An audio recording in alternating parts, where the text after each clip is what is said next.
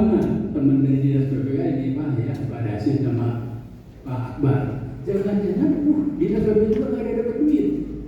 Jangan salahkan Pak, jangan disalahkan malah Pak, jangan-jangan Bapak Ibu tidak mencantumkan RPJMD masuk ke RKPD-nya, jangan-jangan. Ya itu makanya ya, besok itu kita akan latihan, nanti mungkin sore akan latihan bagaimana kira-kira isu ini dicantumkan di mana, masuk di mana. Kita akan belajar siang kita di sini ya kira-kira. Nah itu Pak, jadi perencanaan jadi gua anggarannya gua PPS. Kalau gua PPS kan udah anggaran papan sementara tuh. Setelah itu apa langkah Pemda? RAPBD. Hah? Sebelum RAPBD ada instrumen yang disampaikan kepada apakah Pak SPD, OPD, apa? Keuangan daerah. RKA. Sebelum ini gua PPAS. Iya, ada instrumen untuk menyusun RKA. Ini keuangan. Ada. Ini gua PPAS. Pelakuan sementara. Disusunlah OPD untuk menyusun RKA. Nah, ada instrumen apa coba? Ya, penyusunan anggaran target itu apa itu namanya? Ada yang tahu sih mana? Substansi. Keuangan yang biasa bikin.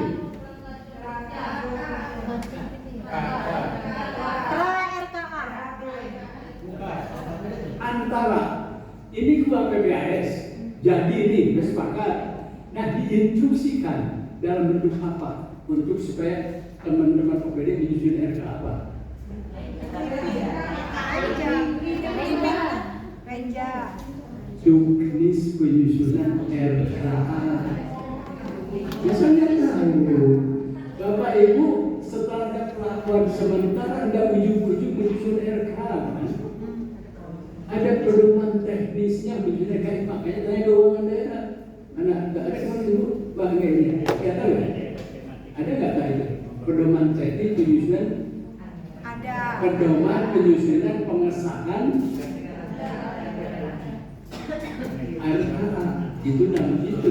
Nah di situ ada alinea yang harus menegaskan bahwa anggaran respon gender harus menjadi dalam yang Bu Dewi kemarin, Bu Dewi di Kalimantan Timur itu petunjuk teknis penyusunan RKA di dalamnya udah alinea perintah tentang anggaran responsif gender. Itu satu ini berbeda sama teman keuangan daerah nanti Pak Dasin sama itu di ya. Di provinsi udah, Pak. Jadi kalau lebih bisa kasih contoh, ya di provinsi udah pedoman itu udah menyebutkan tentang harusnya. Nah itu Bu, ya. Nah itu gua PPAS perintahnya dan tersusunnya RKA responsif gender. Apa itu responsif gender? Tadi ada GAB-nya. Besok kita akan latihan itu, ya. Kira-kira itu yang tentang PPRG. Oke, sekarang lanjut ke monggo. ARG. Sudah? Monggo. Sudah? Belum ya? Belum. ARG?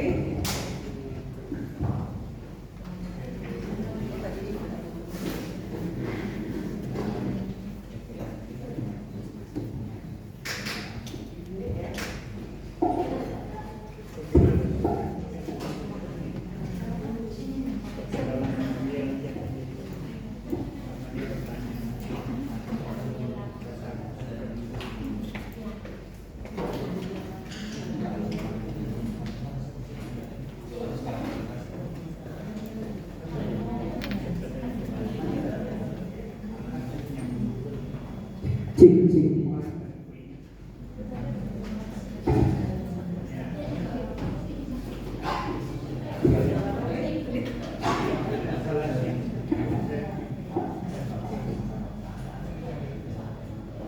Baik, terima kasih atas kesempatan yang diberikan kepada kelompok kami. Sebelumnya perkenalkan kami dari kelompok Putri Rinjeng yang beranggotakan saya sendiri, Astrio Kio, terus ada Ibu Nur Hospiti, ada Ibu Yulpina, ada Ibu Lorita, Ibu Syamsia, dan Ibu Rosalina. Baik, sebelum memulai presentasi dari kelompok kami, izinkan saya memberikan satu pantun, dua pantun deh.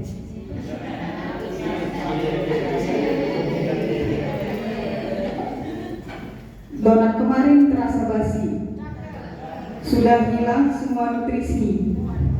Berikan saya waktu untuk presentasi, mohon dengarkan walau sedikit frustasi.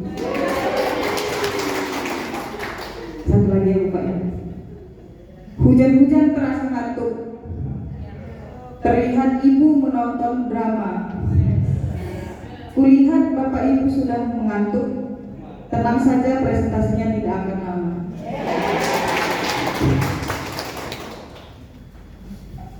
Baik, untuk yang pertama itu masuk ke pengertian ARD atau yang biasa disebut dengan anggaran responsif gender, yang artinya pendekatan. Itu kan tadi ada transportasi gitu ya. Sebenarnya bukan itu. Ada 3 kategori. Satu ARG adalah untuk pertama ada satu AR ya. Ada anggaran yang khusus spesifik gender ya. Jadi khusus ya. Gender. Contoh, ya kan, contoh. Terus ada bantuan ibu hamil, itu perempuan. Ada kursus komputer untuk wanita, bantuan modal untuk koperasi wanita, itu khusus untuk spesifik. Ya, itu namanya. Jadi ada anggaran. Kira-kira di mana itu semua anggaran? Ya, biasanya anggaran yang seperti itu. Ada di ketahanan pangan, ada untuk kelompok wanita tadi. Persis, ada di biasanya di UKM, pertanian, kehutanan, wanita, kesehatan paling banyak gitu ya. Nah itu yang disebut anggaran khusus untuk spesifik. Itu jelas untuk perempuan, laki itu nggak bisa digunakan lagi. Tapi itu pun kenapa harus perempuan? Karena ada persoalan khusus. Contoh tadi bantuan untuk ibu hamil, kan tidak ada bantuan untuk bapak hamil. Nah, ada juga bantuan bapak untuk menghamili ya. Maksudnya kalau ada bapak-bapak yang kira-kira perlu bantuan khusus gitu. Oke, itu satu ya, kategori satu nih. Ya. Kategori 2 B-nya ya, 2 apa? Anggaran yang kelembagaan BUG. Ya. Ini jadi ada kelembagaan itu kelembagaan untuk kelembagaan maksudnya kelembagaan BUG ya. Nah, itu apa anggaran? Nah, kegiatan ini yang oleh Bapeda dan Dinas PPA dirancang untuk ini disebut anggaran untuk kelembagaan. Kemarin ada nama Pak Akbar undang kami ya, dipimpin oleh Pak Wakil Bupati. Itu anggaran yang dibagi, itu anggaran khusus untuk mendorong kelembagaan. Itu ada di mana? Biasanya di Dinas PPA. Bapeda ada nggak? Ada. Driver itu penting. Nah ini Pak, ingetin kalau namanya driver, termasuk Pak Ajis, Pak Ajis, inspektor yang temannya tadi, yang atas Bu, kelihatan terus. Ibu ini, nah harus punya anggaran untuk minimal internal, ya, untuk latihan internal, in-house training untuk auditor, kan boleh Pak, begitu kan? Atau untuk semua karyawan dinas inspektorat. Wah itu yang disebut lembaga begitu. Ya.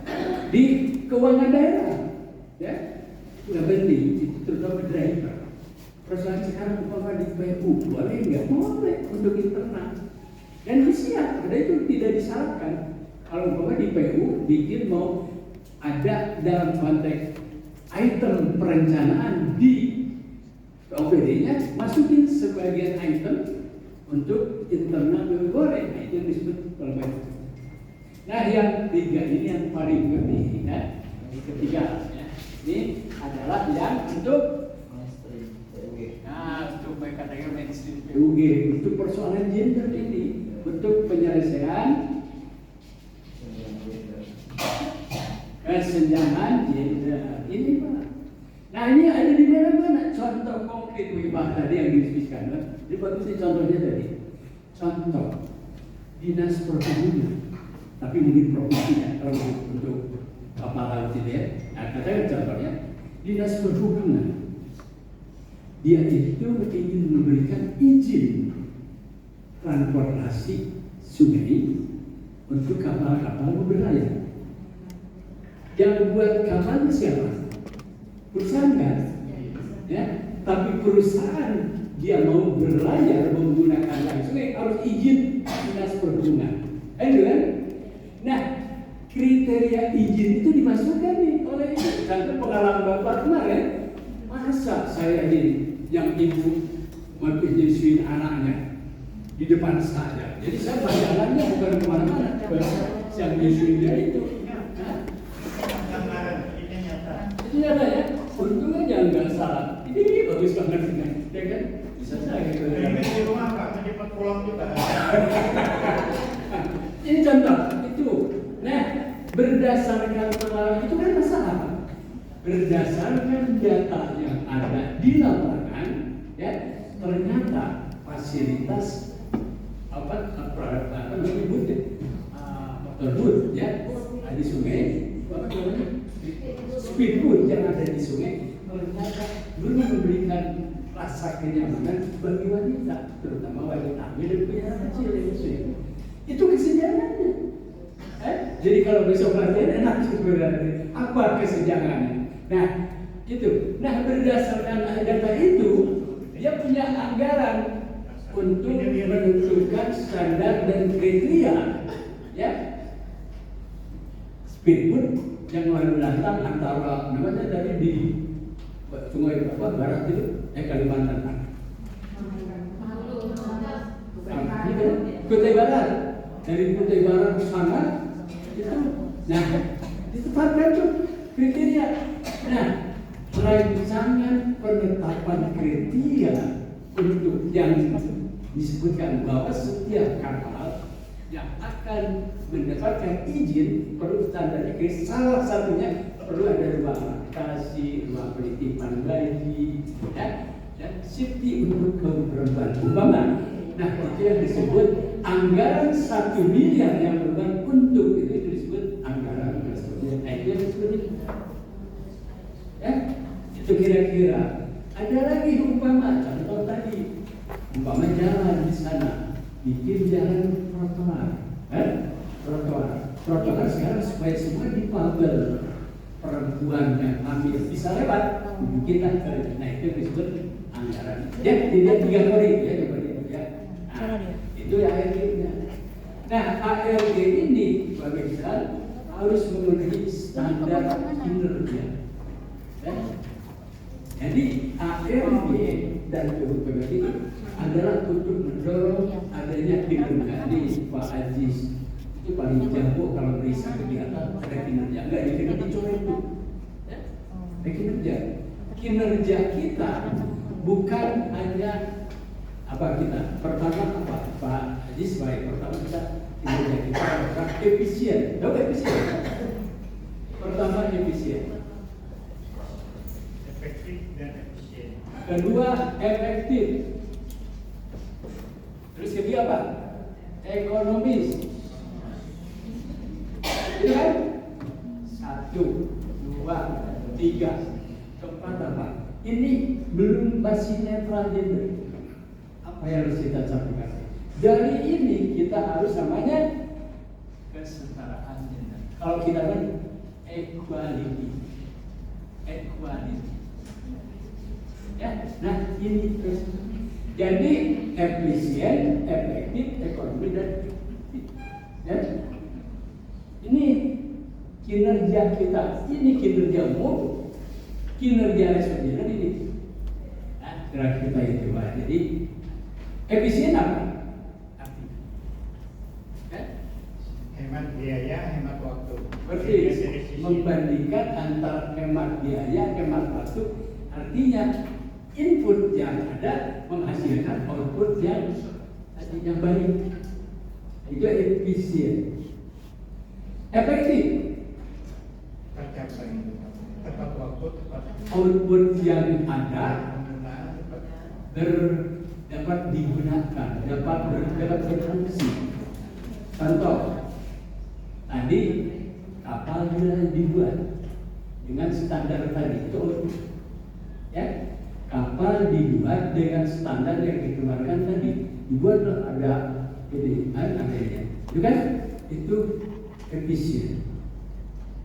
Nah, efektifnya ternyata ibu yang datang dengan bawa anak bayi, anak ini, nah itu nyaman, efektif namanya. Ya. Jadi kapal itu ternyata efektif digunakan untuk ibu hamil, ibu melahirkan, itu efektif. Efisien. Ya. Ternyata kalau dulu si ibu hari-hari kalau mau mengidap, kalau ini kan untuk ini segala-galanya, ya itu efisien. Ya. Jadi lebih ekonomis, yang ternyata lebih bagus. Akhirnya dengan model tadi, dengan yang tadi siwek, maka terjadilah kesetaraan gender. Jadi itu terjadi kinerja keempat namanya, ya. Itu. Nah, itu ya. Jadi, nah dari sinilah persoalan, maka anggaran saya adalah rupiah yang ada di OPD. Ingat nih, rupiah yang dialokasikan dari APBD Kutai Barat dialokasikan pada setiap OPD itulah rupiah. Nah, apa saja yang tujuannya ini yang disebut anggaran responsif. Ya, contoh tadi alokasi anggaran 1 miliar diperuntukkan. Gunakan begitu.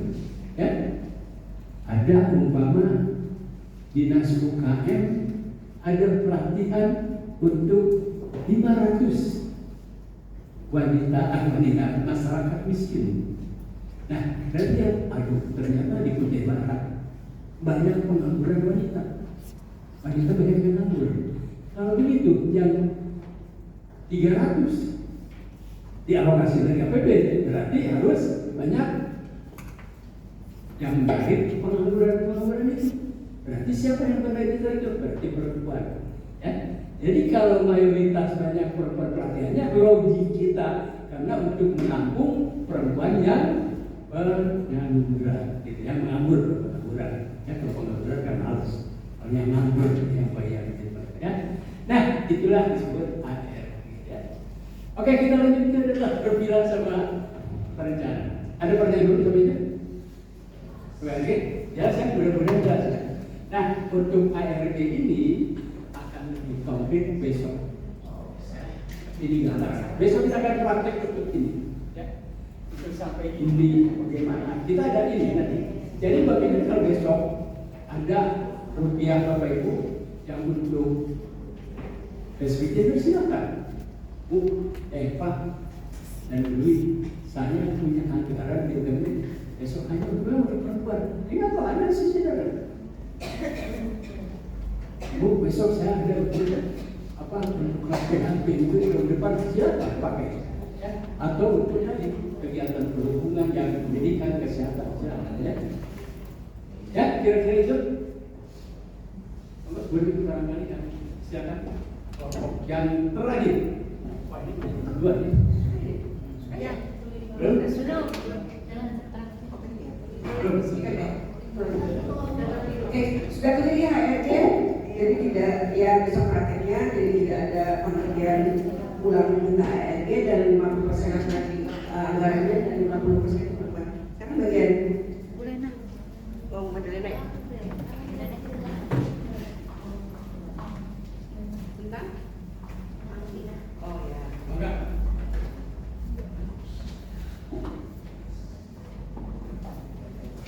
Terima kasih kesempatan yang diberikan kepada kelompok 5. Kami kelompok 5 dengan nama Anggrek Hitam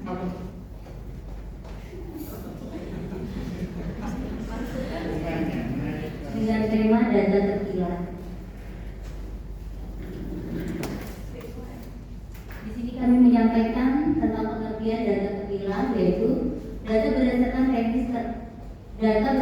jenis kelamin adalah data kuantitatif dan kualitatif. Berdasarkan jenis kelamin yang menggambarkan peran dan kondisi umum dalam setiap aspek kehidupan masyarakat. Yang untuk jenis data terpilah, data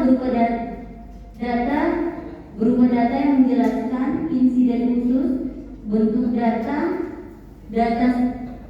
spesial, data yang bersifat khusus. Contohnya mungkin seperti angka kematian ibu sama data peran serta pelatihan. Mungkin bisa saya spidol ya.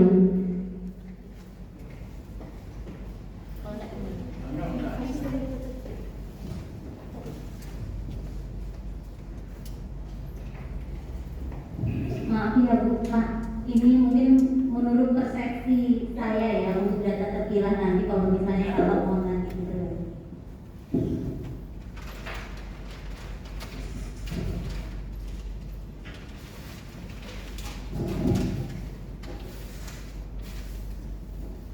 Jadi data terpilah itu sangat penting dibutuhkan dalam kita melakukan analisis gender.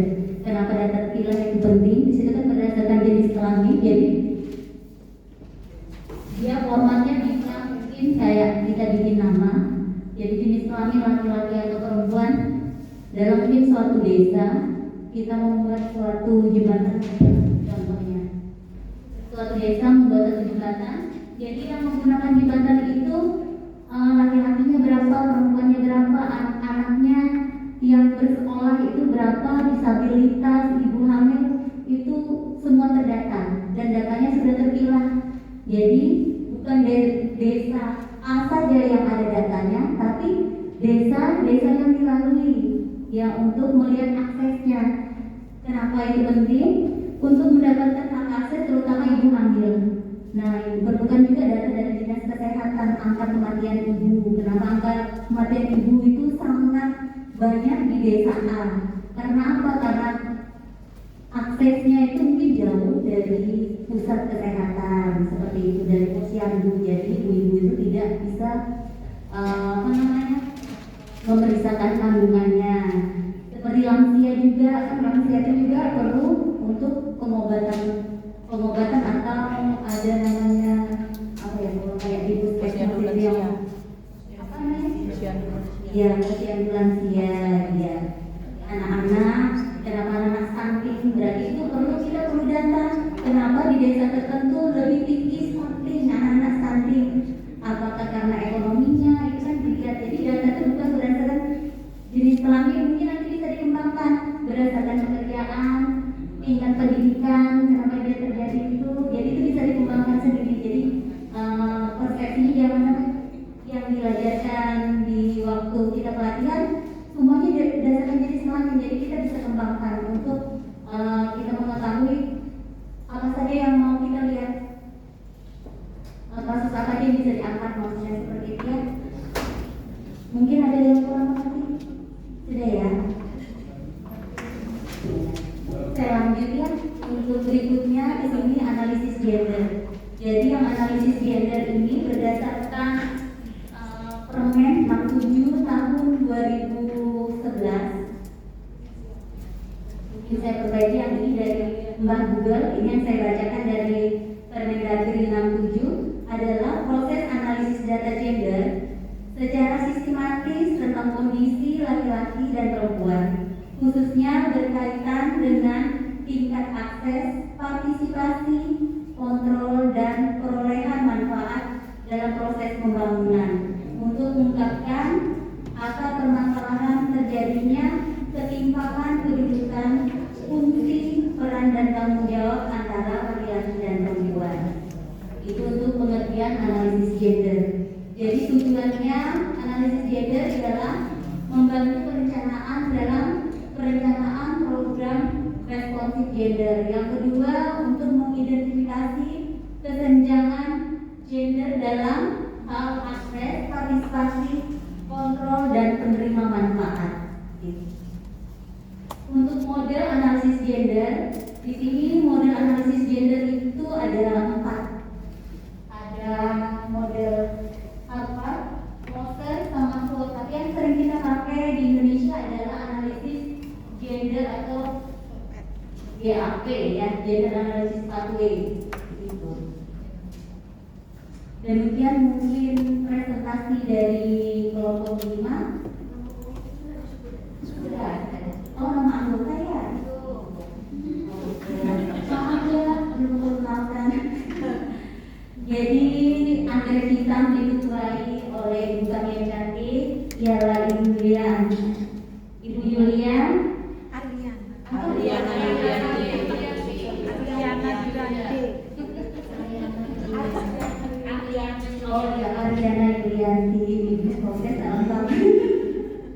Dengan anggota saya sendiri, Lena, sama yang kedua ini Mada Rieta. Maaf Ibu kalau salah ya, nanti dibenarkan. Yang ketiga Meriwati, yang keempat Minar, yang kelima Rendrayani. Terus kali terima kasih untuk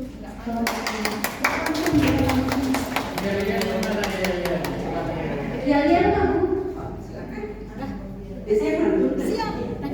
Ayo yang kelima Yalian. Ayo apa? Ayo teriak. Anggrek hitam. Emang.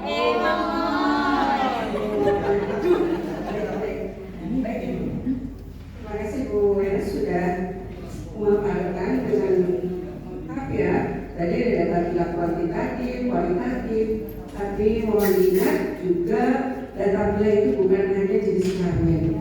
Ketika bicara pendidikan ada SD, SMP, SMA, perguruan tinggi itu juga data bila. Kemudian ketika ada saya berdasarkan agama itu juga data bila. Kemudian ada juga data bila yang bersifat kualitatif ketika ada hasil dari sesuatu baik, tidak baik itu juga data bila seperti itu. Nah sekarang nanti kita amati membicarakan data bila juga tidak begitu banyak tantangannya ya. Ketika misalnya sambil dulu ya. Ketika kami berusaha dulu mengintegrasikan data bila dalam RPJMD itu juga perlu perjuangan. Kalau RPJMD kemudian first di bagian depannya gambar umum sudah ada data bila. Di bagian mana Bu? Umum, gambar umum juga penduduk kota yang mana? Sudah. Ya. Penduduk Kota Barat, perempuan, laki-laki, Nah, kemudian itu kalau menurut RPJMD 2018, 2013 itu belum. Dan ketika kami memasukkan juga penuh perjuangan, belum bisa masuk, baru bisa masuk di RPJM kemarin. Tuh. Kemudian tadi kita bicara tentang surat edaran ya yang akan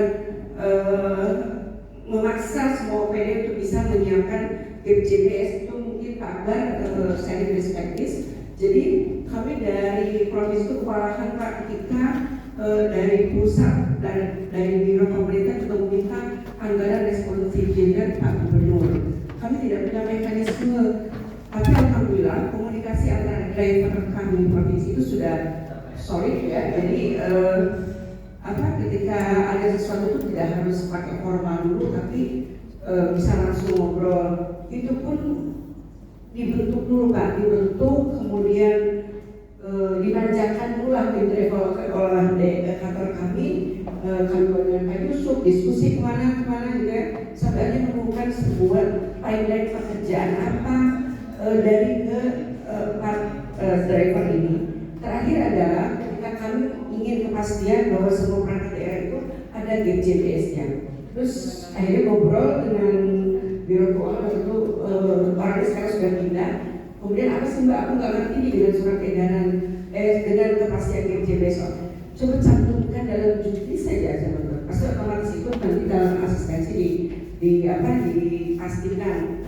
Itu juga nggak mau tapi alhamdulillah dalam proses akhirnya masuklah dengan upaya kami masuklah ke dalam surat edaran gubernur tentang petunjuk teknis penyusunan RK dan DPR sampai pasal 11 kalau tidak salah ya.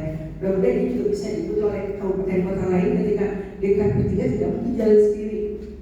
Jadi Pak Akbar saya yakin bisa mewakili luar biasa, bisa ke BPKD,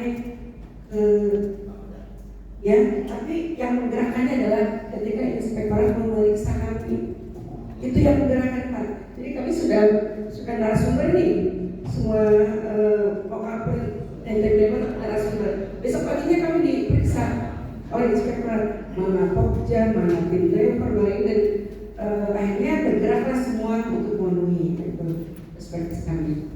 Pak Yusuf, ada yang disampaikan? Baik, mungkin ini yang terakhir, kemudian ini sebenarnya saya ada gambarin dari semua, tapi karena tidak ada bantuan komputer sehingga saya nggak bisa tayangkan kaitannya. Tapi yang jelas bahwa kunci kita dalam konteks PUG, PPRG, ARG itu kalau tidak ada data terpilah dan hasil itu kita nggak bisa apa. Makanya kunci pertama ada data terpilah. Kemarin itu dari Mbak Bina ini, ya, bahwa salah satu kunci harus ada data terpilah yang berdasarkan jenis kelamin. Ya, kalau data terpilah ada macam-macam, ya. Ada data terpilah berdasarkan umur, ya. Ada berdasarkan geografi, per kecamatan, per kabupaten, provinsi, ya, itu terpilah juga. Ada lagi data terpilah apa? Jadi kohort time series tahun sekian. Nah, kita itu semua itu berdasarkan dibilang, ya. Contoh berdasarkan usia penduduk Kutai Barat, ya.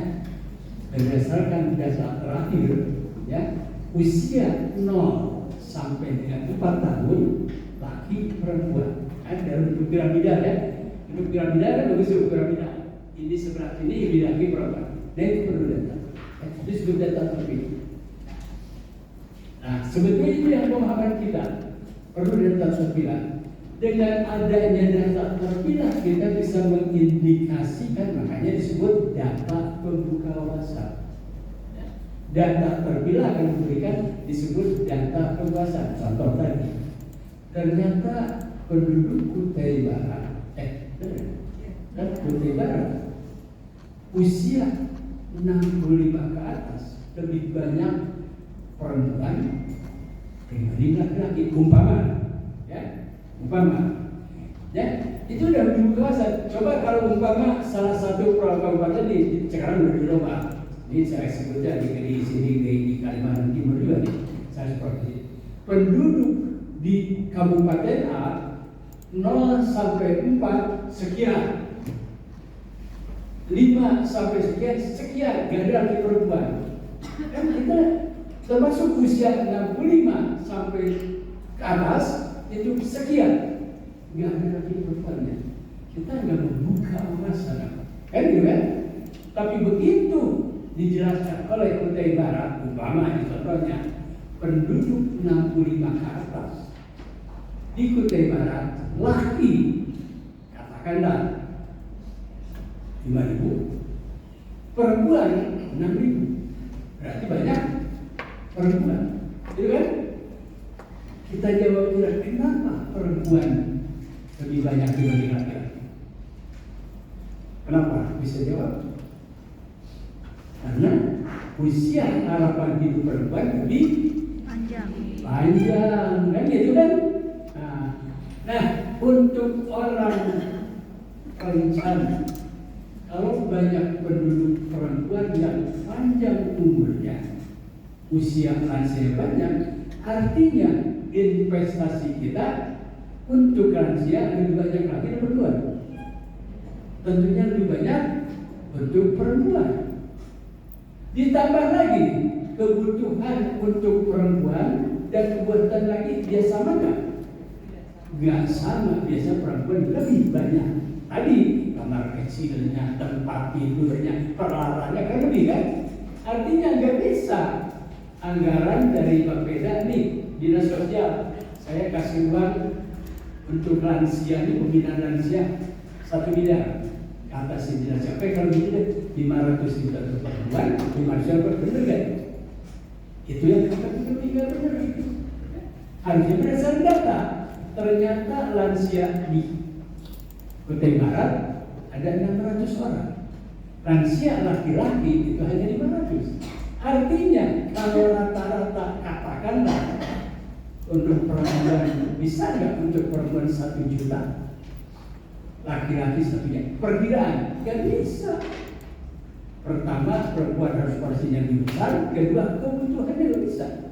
Ya, contoh aja, ibu bapak punya anak 2, tapi perempuan sama nih, dua-duanya di SMA, dua-duanya SMA. Kira-kira uang jajan yang diberikan kepada ibu karena anak laki dan perempuan sama nggak? Kenapa tidak? Saya bilang tidak. Kenapa tidak? Kenapa tidak? Coba. Hah? Kenapa tidak? Ini bagus ya. Kenapa tidak?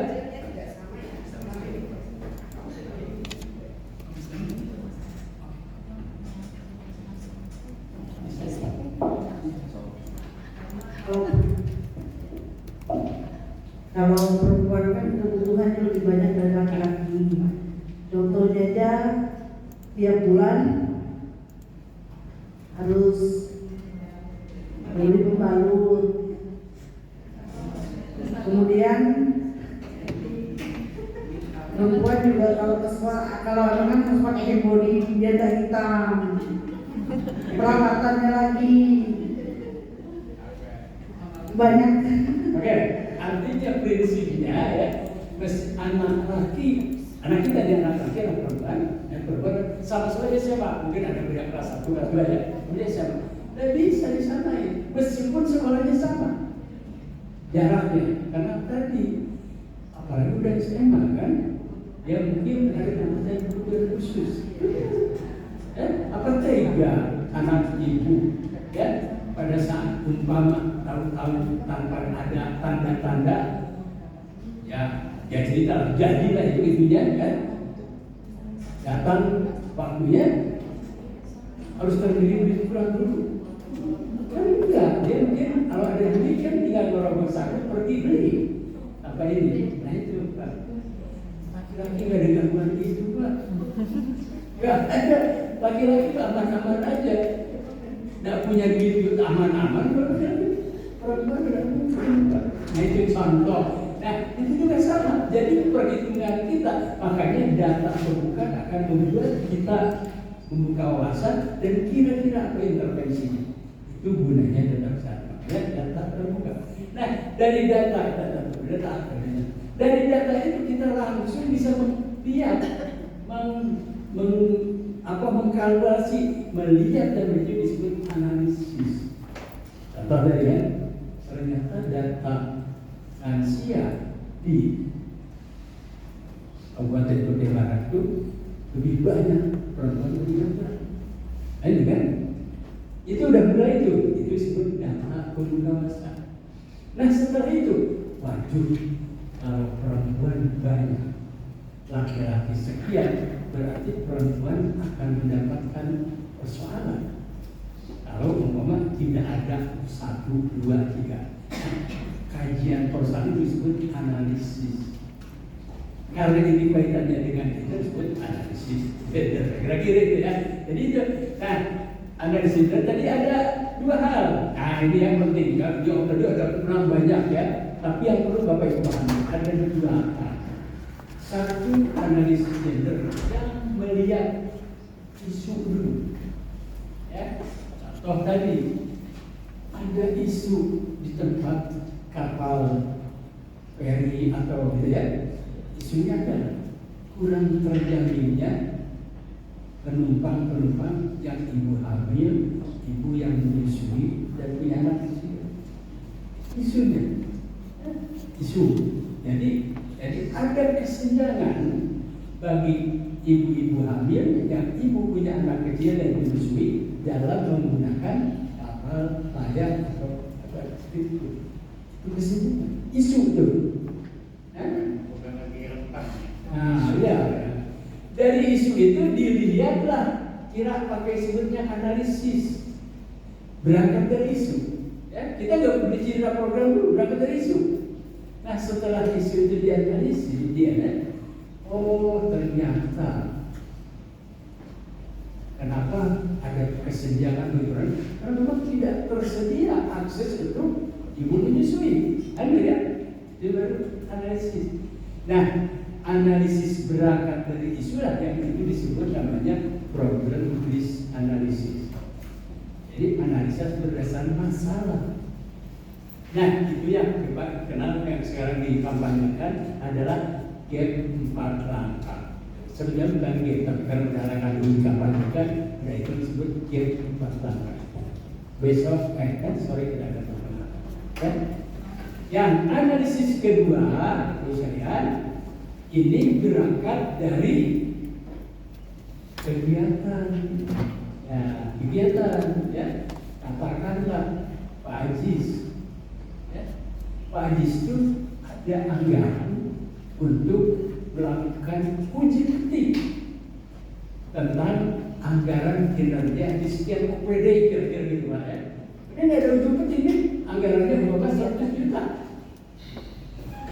Tapi Pak Ajis ini, wah saya diajarin Pak Yusuf kemarin, saya responsif benar kan negara saya yang 100 juta ini. Caranya gimana? Dalam uji petik ini masukkan standar salah satu item programnya adalah untuk uji petik juga di OPD-OPD yang kebetulan melaksanakan anggaran berkejenderan itu. Nah, anggaran Pak Ajis itu disebut anggaran berkejenderan. Bukan Ajis begini ya, capnya ini ya. Kalau Pak Ajis kan kalau auditnya. Kalau dia ibu itu yang ini ya, ibu itu, ibu kalau punya anggaran itu anggaran sudah selesai. Jadi kenapa itu dianggap dari kegiatan? Kan dalam kegiatan Pak Ajis dan Ibu Bu Hendy itu ada kegiatannya, belum ada cerita gender, ya. Tapi ada kegiatannya. Setelah diteliti dari kegiatan ini, wah ternyata anggaran kegiatan penghasil belum punya akses untuk kaitan mengevaluasi tentang ARD itu. Kenapa? Karena belum ada instrumennya. Kedua, belum ada perintahnya umpama. Itu yang disebut tadi. Nah, kegiatan tadi itu yang disebut. Jadi dari kegiatan dulu, ya. Jadi itulah bedanya antara yang disebut game 4 langkah yang kita sebut nanti itu menganalisis isu gender. Dan kalau untuk menganalisis kegiatan yang ada berdasarkan itu akan kita jadi besok. Kalau yang barusan akan menjadi seperti itu. Ya, sudah. Kira-kira itu sekalian. Jadi ada gangguan komputer Pak. Jadi memang kalau menggunakan ini Pak, orang yang khusus nggak bisa tidak itu pakai harus teknologi harus diikuti dengan orang teknologi. Ini kelihatannya orang yang jadi pada saat ada persoalan ini memang teknologi harus diikuti dengan maintenance yang jadi tidak apa sebenarnya lebih baik yang normal aja. Kalau saya sebenarnya bawa fokus sendiri udah jalan tapi karena ini udah ada kaitan nyambung. Jadi harus ada personal, ada juga ada ini. Makanya mungkin ini Indonesia. Tapi nggak apa-apa, tidak. Tapi dari saya agak sudah sebagai dari saya ini yang dia harus ngomong panjang kan, saya gambarnya lapak karena ada. Tapi karena ini, tapi Bapak bisa boleh materi ini mungkin kalau udah jalan besok sampai ke Oke, sampai itu ada pertanyaan begini. Kita jam 3:15 harus break ya. Kita selesai nanti pagi itu, insya Allah karena Bapak Ibu Pak waktu tangan. Kalau menjadi jam 2 pada orang Oke, misalnya jadi itu dulu. Nah, sebelum kita melangkah yang kedua, kira-kira ada pertanyaan? Iya, Pak Warung, biar kedengaran.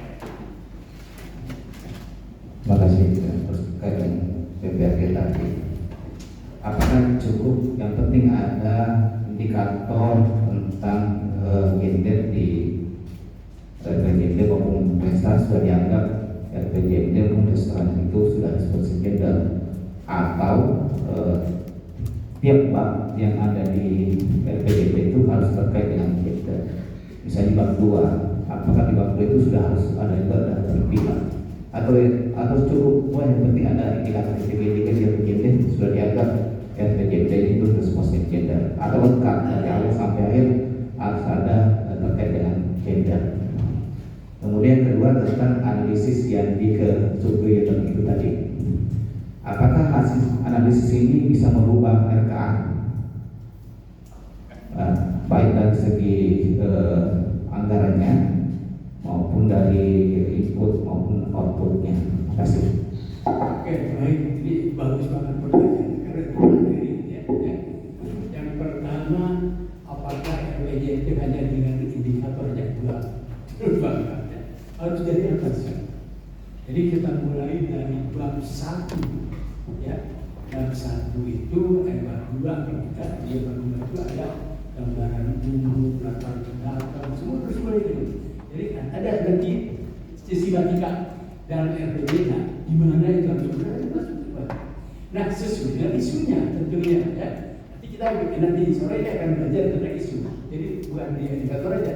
Karena kadang-kadang kita terjebak ya karena pertanyaan di APE apakah dalam RPJMD ada indikator PUB ada masuknya dia indikatornya oh ada enggak itu hanya harus ada indikator kalau ada omongan di atas sebetulnya jadi aneh kita juga di atas nggak diomongin tahu ada indikator ada apa ini kan betul Pak jadi itu satu ya.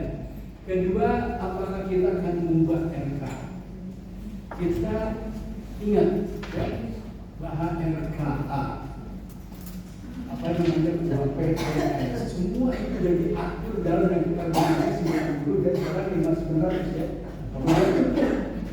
nggak bisa ketik-ketik lagi termasuk jumlah dana dan pasaran tadi yang bisa contoh tadi ya perhubungan dia punya data umpama duit katakan 500 juta kegiatannya adalah untuk melakukan verifikasi dan standarisasi ya pelaku ataupun yang lalu-lalang di sungai maka katakanlah apa itu ya itu ada duitnya 500 juta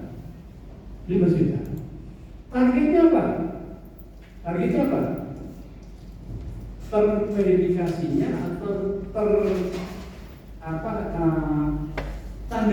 standarisasinya kapal-kapal yang berlayar di Sungai Mahakam terstandarisasi. Jadi semua kapal yang ada harus punya standar. Ya, gimana indikatornya? Ya. Tapi kita masukin Pak. Nah, dalam standarisasi itu yang tadi mungkin belum ada masuk ya tentang perlunya ada uang penitipan gaji, uang menyusui, ya. Dan mungkin juga tadi untuk yang kalau perempuan sebelah kiri sebelah kanan kira-kira. Nah tadinya sebenarnya sekarang dimasukin. Jadi di mana itu? Apa di RKA atau di? Nah, karena di RKA-nya adalah terstandarisasi bahasanya tadi. Bahasa standarisasi masuk itu ada di mana? Di kerangka acuan. Kerangka aman Pak Bar. Nggak ada yang alternatif, nggak kena Permendagri. Jadi kita membuat kerangka acuan. Satu lagi contoh. Umpama dinas kesehatan dan dinas kesehatan. Ada anggaran untuk menyusun perda larangan merokok. Di Permendagri, di SIPD itu jelas dinas kesehatan kegiatannya adalah mengajar dengan pelarangan indikator kinerjanya apa di situ ya satu dokumen kebijakan perda itu kan nah itu di dalam semua dokumen perda nah di dalam konteks RKA itu disebutkan perda yang punya khususan yang bisa memberikan perlindungan kepada laki-laki, ibu hamil, ibu yang menyusui, ibu yang tidak merokok, termasuk bapak-bapak yang tidak merokok seperti saya. Ini saya kan paling sensitif daripada, makanya kalau ada orang-orang rokok enak nih. Coba kalau digabung, aduh, bapak isi saya paling lokal. Saya mau duduk dengan yang rokok, dia bilang, rokok ya? Enggak lah, kalau rokok saya bilang. Oh dia benar tadi ngerokok, ya itu yang beratnya apa baik? Ada minum, tahu yang lebih berat? Yang paling berat itu. Ya, siapa tadi duduk? Oh iya tadi sebelahan sebelah bis. Sangat peka, ya perempuan. Kan dia bukan gaya aja. Rata-rata perempuan apa mau hati-hati pak? Duduk aja sebelahan cuma dikit curiga. Kirain apa-apa. Oke, baik sekarang itu dulu ya. Jadi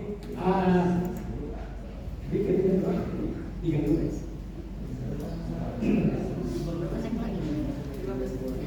15. Oke Pak, sebelum sekarang kita ada review tapi belum ada jalan terus, tapi saya terpaksa harus main tulis. Ada? Yang tadi, yang di saya tadi.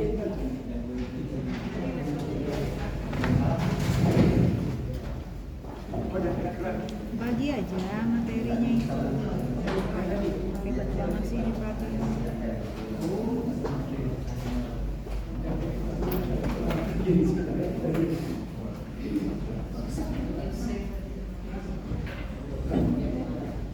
Baik, masih ada itu.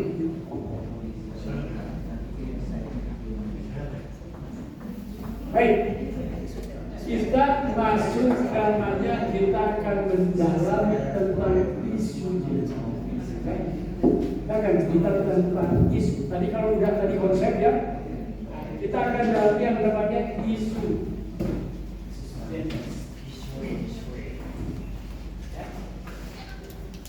Kira-kira isu kan? Ini isu kan?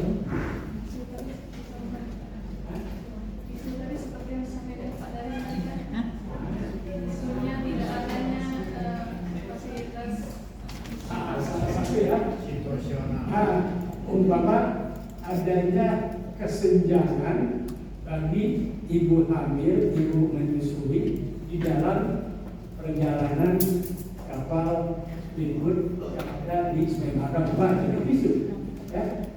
Salah satu ini kesenjangan akses itu ya. Jadi ada kesenjangan. Ya, apa lagi? Ekonomi. Ekonomi ada UKM, ada UKM.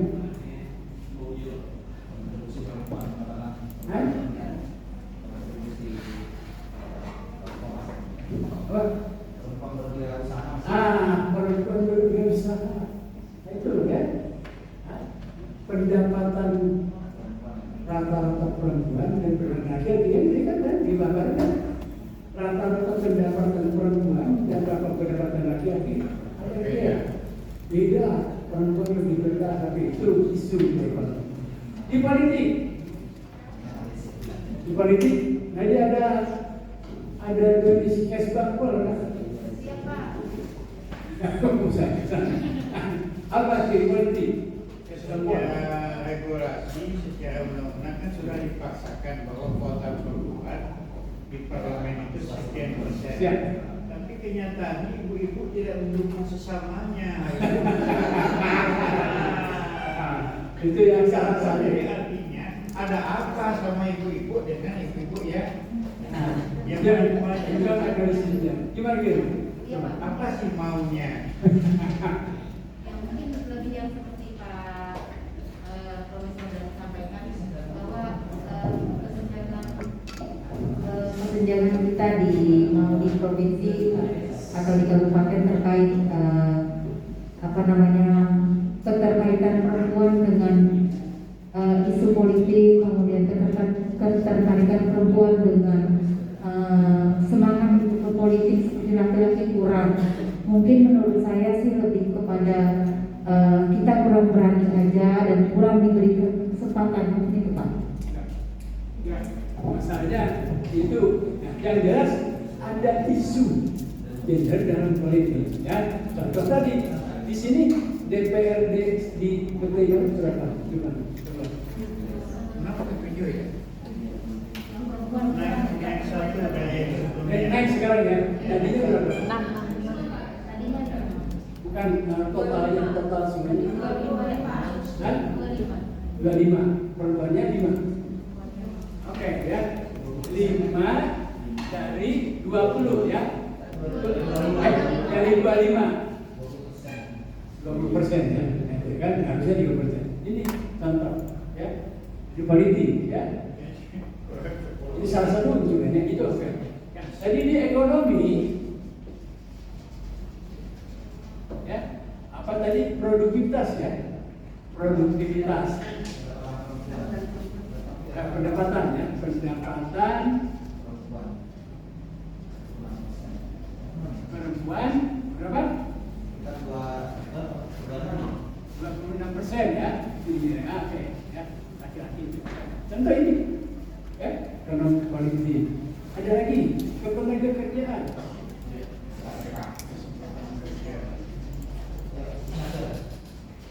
Ada tenaga kerja? Ya coba. Disnaker mana?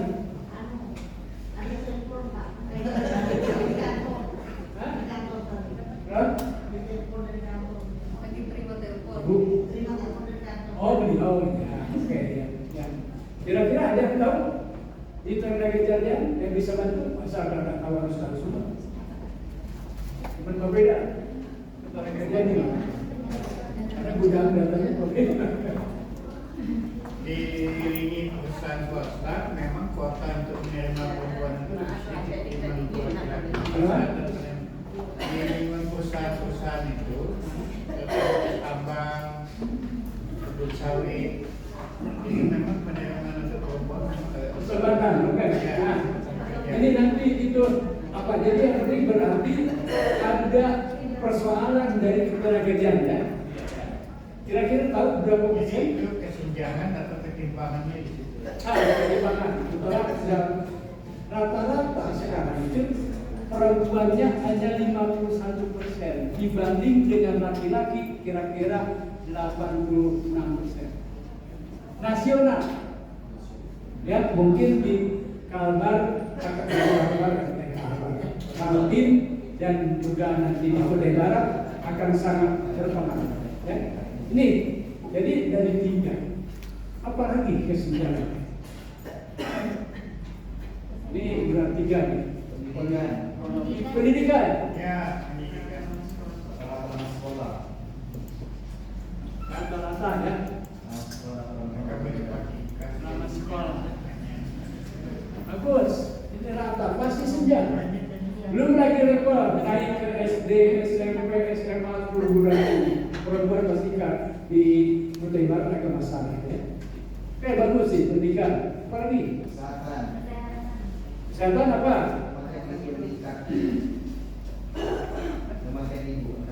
Kematian angka kematian ibu ya. Oke bagus.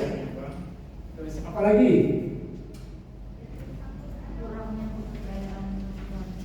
Ya, isunya apa dalam konteks ini di mana? Apa lagi? Kekerasan ada nggak? Kekerasan? Kasus Ada. Di Kalbar ada si Edi Kalbar ada. K T P ya kekerasan terhadap perempuan. Oke. Apa lagi? Kesenjangan yang ada dirasain. Apa lagi? Ayo.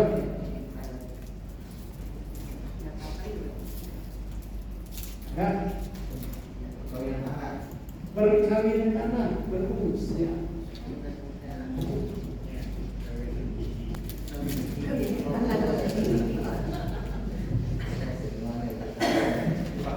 Ada benar ada di sana. Ada. Ya. Kira-kira ini sama ini bisa saling nggak? Perkawinan sama didikan ada kaitan nggak? ada. Oke, inilah isu kita akan diskusi. Ya, pertama, ya kita akan cerita tentang diskusi politik, mekanik politik. Kedua, ekonomi. Ketiga, tenaga kerja. Ini sebenarnya ekonomi kedua. Ini akan bagus buat kita kali semua. Pendidikan kita akan masukin di sini. Ya, kesehatan sendiri, angka kematian itu, kekerasan ada sendiri. Ya, kalau ada 5 coba sekarang. 1, 2, 3, 4.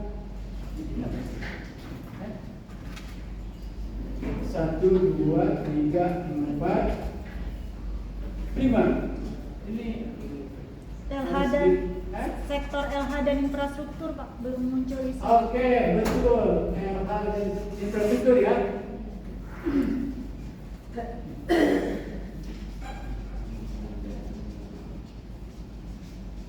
Oke. Apa? Ini nanti masuknya ke penunjang ya.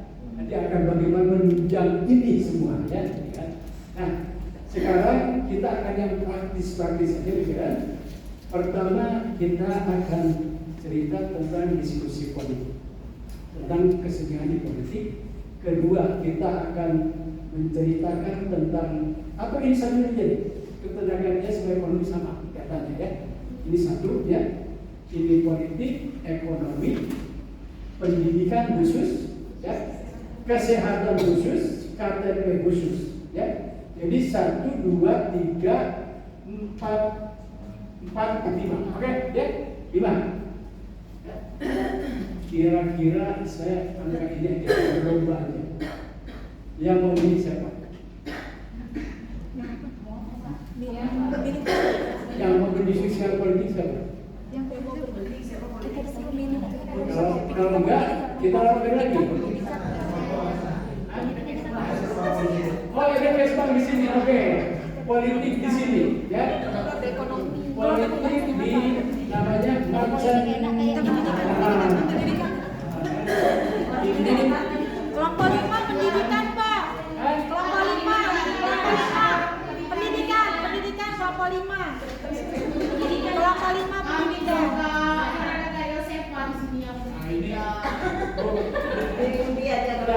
Yang politik, ekonomi, pendidikan, ya, kesehatan dan KTP. Ya, itu dia ya. Saya jadi bingung karena ini saudara nggak apa-apa, bukan bidangnya pun nggak apa-apa. Ini kita seolah-olah Bapak Ibu adalah pakar, para ahli. Pak izin Pak. Ya. Izin untuk isu ini kan karena perencanaan itu terbiasa untuk menarik isu itu dari 5 sektor dulu. Ya. Dari makronya ekonomi yang kita gambarkan dengan tingkat kemiskinan, kemudian PDRB, lalu kemudian SDM yang kita gambarkan dengan IPL, kemudian sarana prasarana yang kita gambarkan dengan indeks Gini ya, nah itu menariknya lagi ke dalam isu gender itu. Jadi misalnya nih angka kemiskinan sebagai indikator kesejahteraan masyarakat. Berarti kita pilah lagi tuh masyarakat ada nggak kesenjangan antara masyarakat miskin laki-laki dan perempuan seperti itu ya Pak ya. Jadi turunkan lewat isu gendernya. Jadi kita akan ingin betul ada nanti di mereka akan ada dosen. Kita tidak berbicara karena gini, itu tadi betul ya. Di dalam RPJMD petunjuk Permendagri 86 itu ada 2 hal yang harus disampaikan daerah dimasukkan dalam RPJMD. Ya, satu adalah meningkatkan kesejahteraan masyarakat. Ya, tingkat kesejahteraan itu ukurannya apa? Tingkat kemiskinan. 1. PDRB. 2. 3. Per kapita. Ya. Itu bentuk kesejahteraan. Ada lagi pemerataan. Apa yang pemerataan? Ya, pemerataan apa? Indeks Gini. Indeks Gini. Satu lagi. Indeks Gini itu antara si kaya miskin penduduk. Itu indeks Gini.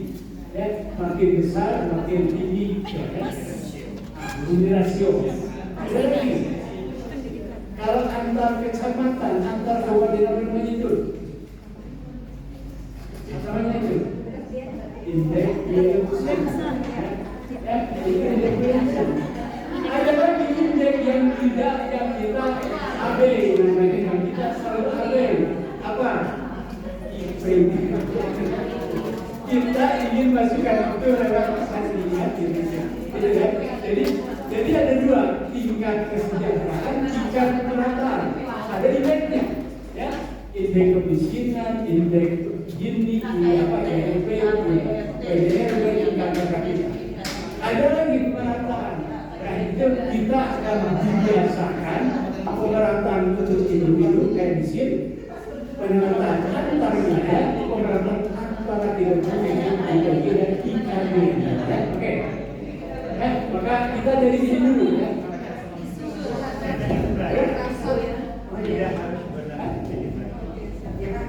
Udah semua? Oke, kalau tidak semua, ini mesin-mesinnya.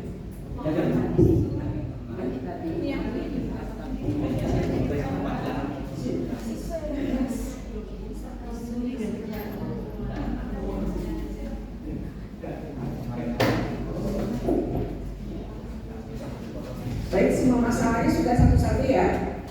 Kita review. Ini masalah apa? Tadi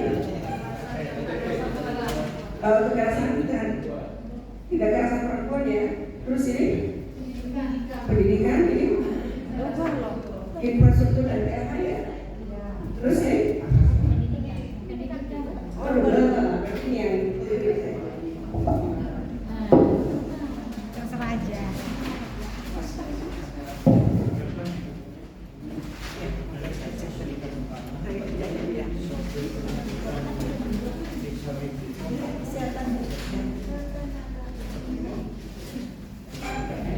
Tenaga kerja.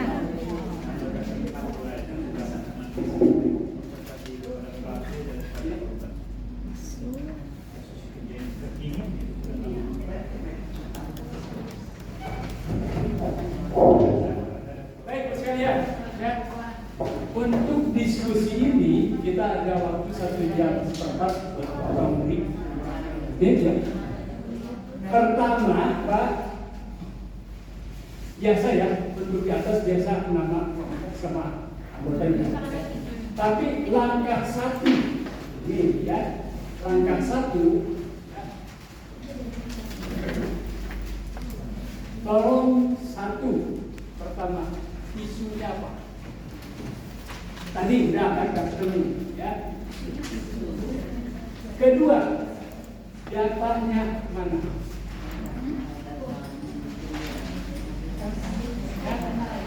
Contoh tadi di ekonomi ada data yang paling mungkin jumlah tingkat pendapatan per kapita,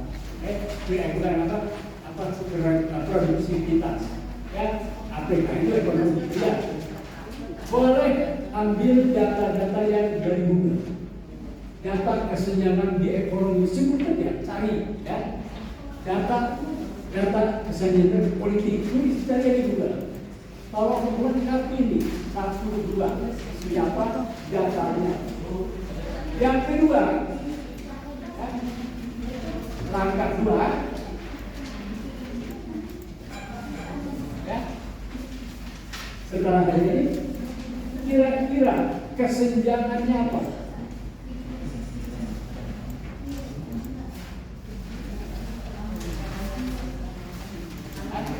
Kesenjangannya lihat pakai APKM, ya, itu ya. Contoh tadi, ya, ternyata ada isu tentang apa? Tentang perempuan yang untuk melahirkan menyusui yang kemudian hamil di dalam kapal itu. Tuh, ya dari APKM. Akses untuk ibu hamil, ternyata ibu hamil, ibu yang menyusui tidak punya akses untuk bisa secara nyaman melakukan tugas-tugas reproduksi. Tidak akses, ya, tidak punya akses APKM. Ya. Artinya karena tidak ada perempuan mikir 2 kali, ya, perempuan mikir 2 kali.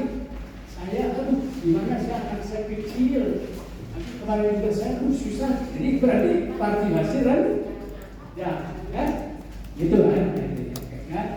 Nanti APK sampai kontrol, tahu kan kontrolnya ya? Ini semua ada di situ, tapi susah saya kayaknya. Jadi ya, kan? Nah, tadi partisipasi. Jadi karena aksesnya tidak ada, ya, maka partisipasinya jadi rendah. Nah, kaitan kontrol. Siapa sih yang mengambil keputusan dalam pikiran ini? Siapa? Dalam menggunakan ini sasarannya apa?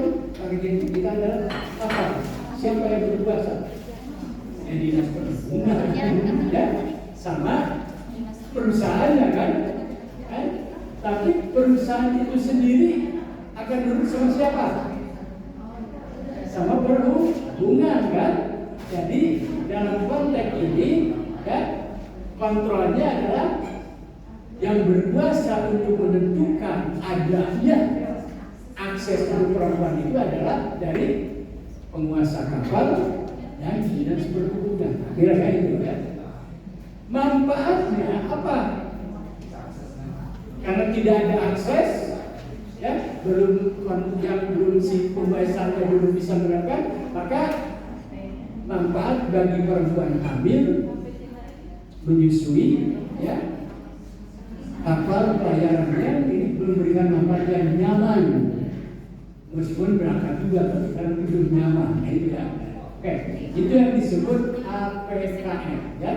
Oke, langkah 3, ya. Nah, ini yang Bu Rena khusus minta untuk supaya 4 langkah. Ini 4 langkah, Pak. Tapi sedikit ada tambah jadi 5 langkah. Ya. Ya, masih bisa. Ya. Langkah 3 apa? Ya. Oh, ternyata akses perempuan untuk ikut dalam KPU kalau parisial kemarin karena ada kita tidak punya akses untuk ibu menyusui dan untuk bisa mengurusi anaknya secara baik, ya, akses. Ya. Nah, kenapa itu? Ya, kenapa ya? Jadi faktor penyebabnya di sini.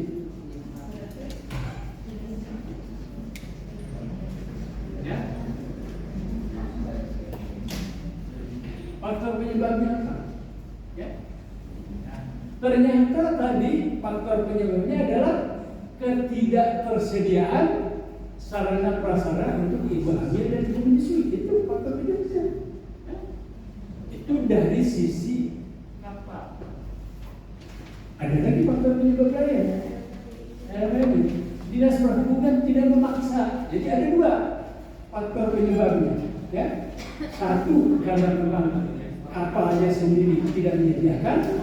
Kedua, dinas perhubungan juga cuek aja, gitu kan? Tidak mempersyaratkan. Persis tidak mempersyaratkan atau mungkin tidak memverifikasikan. Bisa aja udah ada tapi belum di ini, belum ada pengawasannya. Jadi itu dari dinas, ya. Jadi ada 2. Belum ada SOP. SOP-nya tidak dilaksanakan. Ada 2. Belum ada SOP yang standar. Kedua, ada SOP tapi mungkin belum dilaksanakan. Bisa 2, ya. Terabaikan. Itu tergantung nanti. Nah, itu faktor penyebab, ya. Keempat, ya. Jadi yang keempat, ya. Langkah 4 apa? Baru solusinya. Solusi itu intervensi apa? Ya. Kalau umpama tadi ternyata penyebabnya tidak ketersediaan uang, solusinya apa? 1, ya, setiap kapal harus tersedia ruang sarana prasarana untuk ibu hamil, ibu menyusui dan yang punya anak yang kecil. Itu syaratnya, kan? Itu solusinya, ya. Nah, untuk bisa, karena ini kan solusi ya. Setelah solusi, baru lihat siapnya kelimanya nih. Makanya sudah solusi. OPD mana yang terlibat? Contoh tadi, ternyata penyebabnya adalah tidak ada sarana prasarana untuk ibu hamil dan menyusui. Solusinya, setiap kapal harus ada kerja ya. Kira-kira siapa yang bisa menentukan itu? Yang bisa mengatakan setiap kapal berada apa? Siapa? Dinas Perhubungan. OPD yang terkait adalah OPD Dinas Perhubungan. Di Dinas Perhubungan itu harus ada kegiatan atau anggaran untuk bisa menyusun, bukan membuat. Dia tidak membuat karena namanya regulator.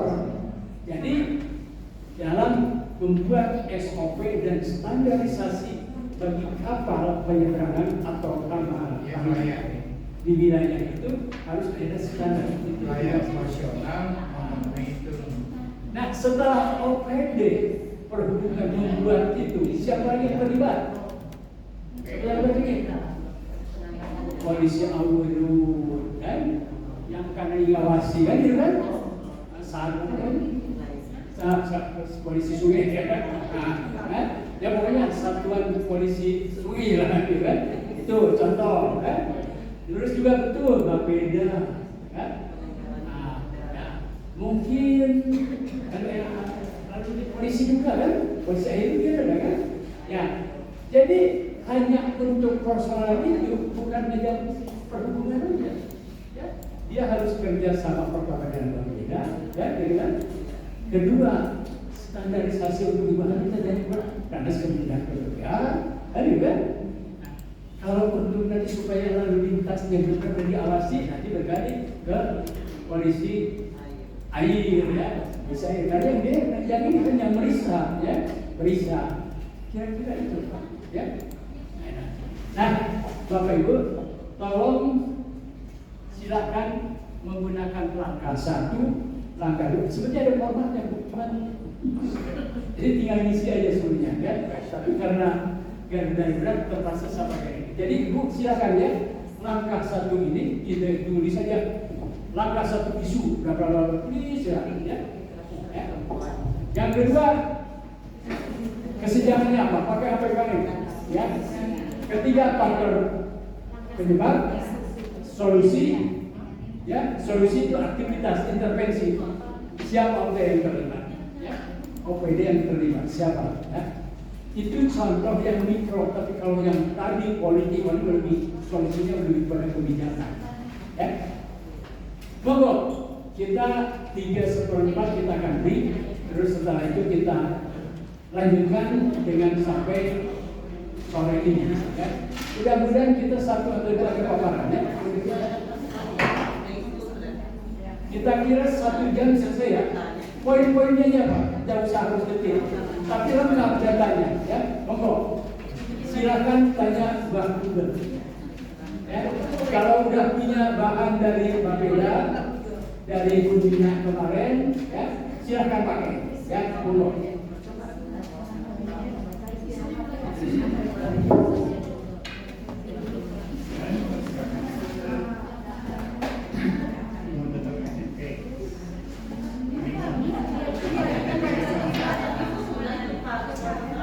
Coba dibagi aja materi.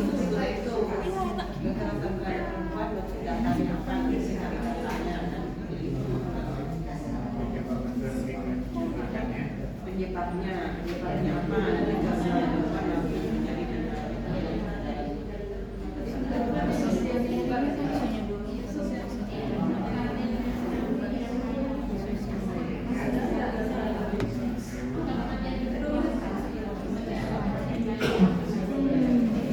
Cari dulu ya.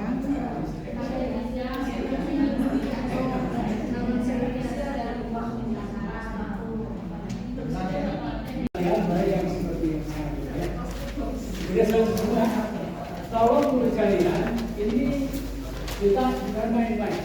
ini harus serius karena anggapan kita isu yang ada ini yang kami diskusikan ini ingin menjadi satu masuk dalam dokumen. Ya. Dan dokumen apa? Dokumen perencanaan. Ya. Logik kita, sekalian, kalau mau masuk pada dokumen perencanaan maka kita harus berargumentasi yang akurat. Ya. Itulah sebabnya kalau kita mau bicara dokumen harus yakin apa itu ke DPRD, apa itu kepada pimpinan, inilah isunya, inilah datanya, inilah persoalannya. Maka langkah strategi seperti ini. Jadi kalau tidak didukung dengan fakta dan data, akan kemudian kita tidak akan diterima. Jadi yang paling minimal ada argumentasi. Oke, udah selesai semua? Udah? Ini udah? Yang ini udah?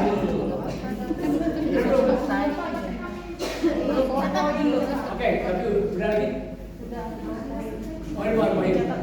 Mau di salin lah. maksudnya? Mau disalin lagi sama. Mau disalin ke mana? Nah, sekarang ada di mana? Sini, PowerPoint. Oh di PowerPoint. Oke, mau dipindahin Pak. Jadi udah selesai. Udah. Oke, Pak. Kita masih ada waktu 4 berapa menit? 4:30 aja ya. Apa lah?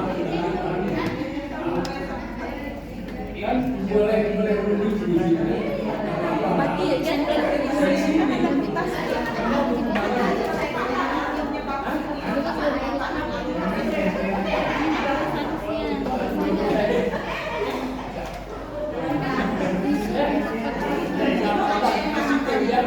Kalau jam 5 pun pulang, itu masih bisa jalan-jalan kemana-mana. Oke Pak, kita janji 4:30 selesai ya. Oke, sekarang mau nggak beri siapa siapa? isu makro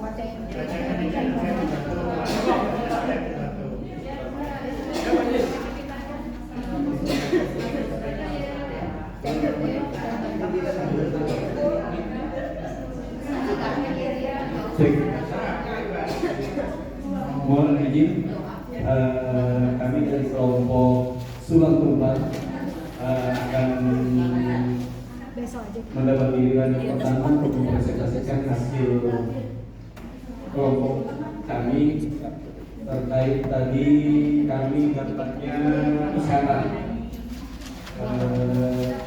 di kesehatan ini kami mencoba mengambil data atau isu yang utamanya terkait angka kematian ibu atau mati. Yang data ini sumber datanya kami dapatkan dari LKIP Dinas Kesehatan, di mana pada tahun, karena kebetulan datanya tahun 2022 itu ada angka kematian ibu per 100.000 kelahiran hidup itu adalah 5, sedangkan data sebelumnya dari tahun 2019 sampai 2022 itu ada naik turun angka kematian, sehingga ini menjadi isu yang masih cukup ini untuk kita tampilkan. Karena di dalam lempaknya Dinas Kesehatan ternyata mentargetkan pada akhir masa ini adalah 3, Pak.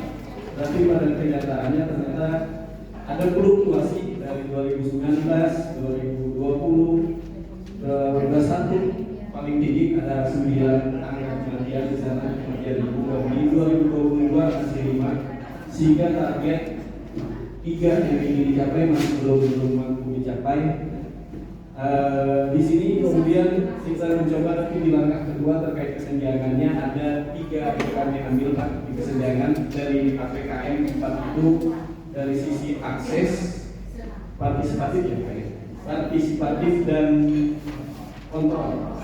Nah, kenapa kita tidak mau mengambil manfaat nanti kami juga akan coba jelaskan. Jadi pada sisi kesenjangan 3 komponen ini akses partisipatif dan kontrol. Di akses kita coba tampilkan beberapa faktor penyebab kenapa akses terjadi kesenjangan di akses, yaitu pertama terbatasnya paskes rumah sakit rujukan, karena kebetulan di Kutai Barat hanya ada 2 rumah sakit, KIS sama Pratama yang ada di Bingung dan di Kendawar. Kemudian yang kedua, akses jalan. Nah, ini sampai saat ini masih menjadi kendala bersama kita. Artinya akses jalan antar kampung, dari kampung ke kecamatan maupun ke kabupaten ke arah rumah sakit rujukan ataupun ke paskes di puskesmas itu masih di 3 kecamatan masih cukup terbatas. Tapi di beberapa tempat di beberapa kita punya desa terpencil 5 ya yang masih tertinggal ya, masih ada 5, sudah 4 ya sekarang. Oh ya, masih Bu dari DPR ada 1 orang masih. Itu masih sulit, bahkan ada kampung yang masih sulit dijangkau dengan kendaraan roda 4 maupun roda 2 sehingga menyebabkan pelayanan kesehatan tidak standar dan pelanggaran yang. Kemudian kurangnya kegiatan yang melibatkan laki-laki dalam hal kesehatan ibu. Ini salah satu juga yang kita coba gali berdasarkan informasi data yang ada di sana. Kemudian di sisi kesenjangan partisipasi, di sana kita coba tampilkan 2, yaitu rendahnya partisipasi laki-laki pada kegiatan ibu hamil. Ini yang biasa hadir posyandu ya, biasanya hanya ibu-ibunya saja. Ada diharapkan sebenarnya ada kehadiran para suami di sana, dan ini kalau dulu kalau dibilang suami siaga yaitu. Kemudian yang kedua, rendahnya kesadaran ibu hamil terhadap pemeriksaan kesehatan, ini juga masih sering terjadi. Kemudian yang di sisi kesenjangan kontrol, di kontrol itu yang pertama kita coba ambil adalah penyebabnya pengambilan keputusan untuk bersalin masih didominasi laki-laki atau pihak keluarga biasanya di sana. Jadi ibu hamil tidak dapat untuk keputusannya masih didominasi pihak keluarga maupun laki-laki sendiri itu suami. Kemudian yang kedua, masih tingginya tingkat kepercayaan masyarakat terhadap hukum bersalin di tempat ini di Kutai Barat masih seperti itu. Berarti beberapa masih melakukan, walaupun juga di kampung sendiri sudah ada dan bidan-bidan yang sudah ada, tapi pada masih sering terjadi seperti itu. Kemudian dari sisi langkah selanjutnya terkait solusi. Solusi ini harusnya dibutuhkan untuk mengatasi penyebab atau masalah yang ada ini, yaitu tadi yang pertama solusinya adalah menambah paskes rujukan, rumah sakit rujukan ya salah satunya. Kalau tidak salah sekarang kita punya rencana pembangunan yang di Pokokong ini ya, di sana ada rumah sakit juga yang akan dibangun di sana agar sisi yang sisi selatan ya, sisi apa namanya itu tidak harus ke Semarang, karena kalau dari Bonang Sibulmulai ini timbang jarak ke kabupaten mungkin 3 jam lebih dengan kondisi jalan yang itu jalan nasional sekarang ya, tidak sangat kalah. Sehingga salah satu solusinya adalah adanya rumah sakit di Pekokong itu.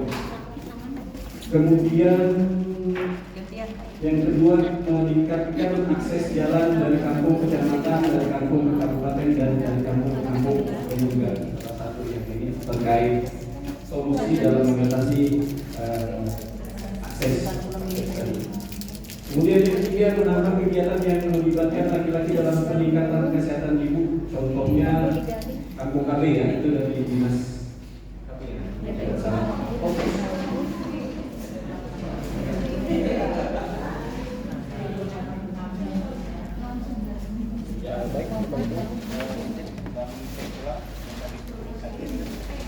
Kemudian yang keempat, melakukan pendampingan kesehatan bagi ibu hamil yang dilakukan oleh nakes atau tenaga kesehatan, PKK dan kader.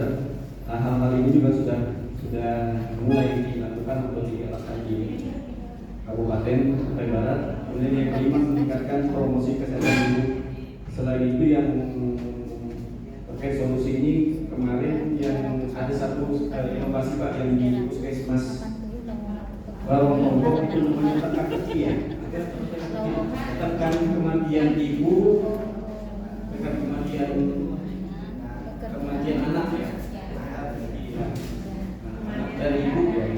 Dan itu keterlibatannya mungkin salah satunya yang di sini ada keterlibatan kader. Jadi dia ada partisipasi masyarakat untuk peduli dengan ibu hamil yang ada di lingkungan masyarakat seperti itu. Jadi ada 5 yang kita coba lanjutkan. Kemudian yang terakhir adalah terkait OPD terkait untuk dinas terkait. Kita coba tadi terkait akses jalan dan paskes tadi kita coba tampilkan PPL ini selaku dinas yang menangani akses atau infrastruktur jalan, termasuk dinas kesehatan di sisi paskes tambahan dari paskes rujukan. Kemudian juga DPMK, Dinas Pemberdayaan Masyarakat dan Pemerintahan Kampung. Tadi juga terkait posyandu dan kader segala macam yang ada di tingkat kampung. Kemudian Dinas PPKB sendiri, Dinas PPKB P3A. Dan yang terakhir nanti terkait promosi juga kita mengharapkan nanti dari Diskominfo, karena ini juga sangat penting. Kita anggap seperti dalam ini. Mungkin ini presentasi dari kami dari kelompok Tulang Sumpah terkait pidato kesehatan.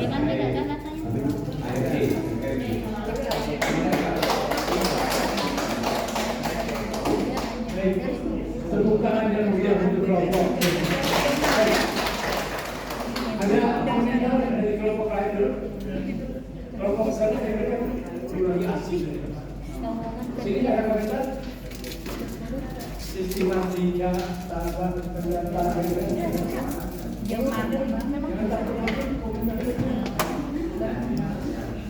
sini ada komentar.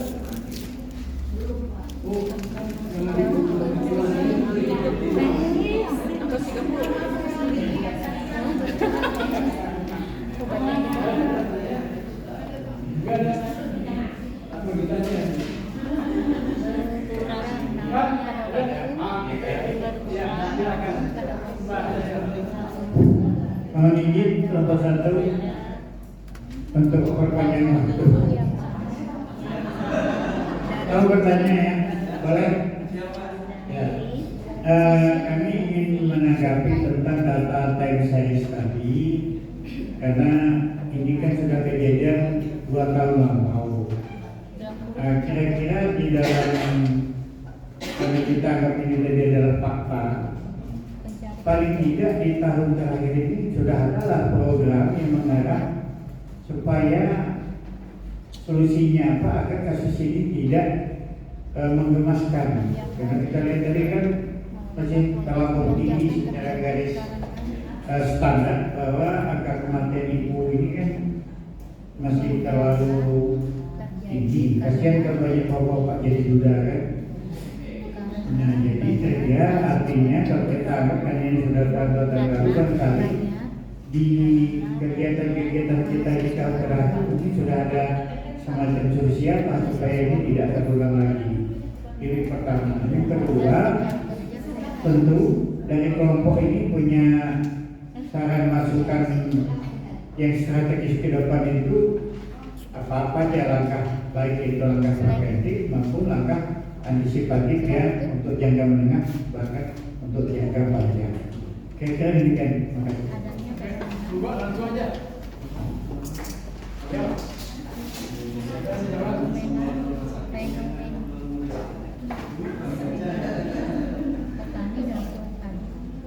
Terima kasih. Tentang data, kami sudah mencoba cari data yang ada.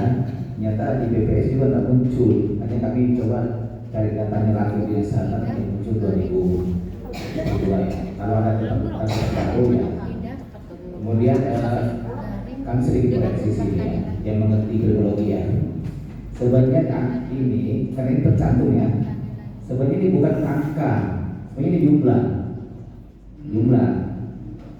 Cuma karena yang satu sudah mencantumkan angka ya kan tulis angka aja. Tapi yang mengerti terminologi pasti tahu yang salah. Ya. Artinya dikonversi dalam pelayanan itu. Sepengetahuan saya itu penyebaran itu. Anggaran rupiah kali ini 3.000. Jadi kalau dikonversi yang 100.000 berarti sekitar 340 kali 4 itu berarti sekitar 160 ya. Sedangkan target nasional itu mungkin sekitar 120. Jadi mohon maaf yang nanti terminologi salah sebenarnya. Tapi berdasarkan maaf saya koreksi ya misalnya. Tapi takutnya misalnya kan orang terminologi juga yang datang ini. Mohon dikoreksi datanya ya. Ini ada dia ahli terminologi ya. Tapi yang jelas bahwa itu tinggi dari kesehatan itu mencantumkan targetnya 3 kematian, bukan angka kematian karena dioperasi. Tapi yang itu ya.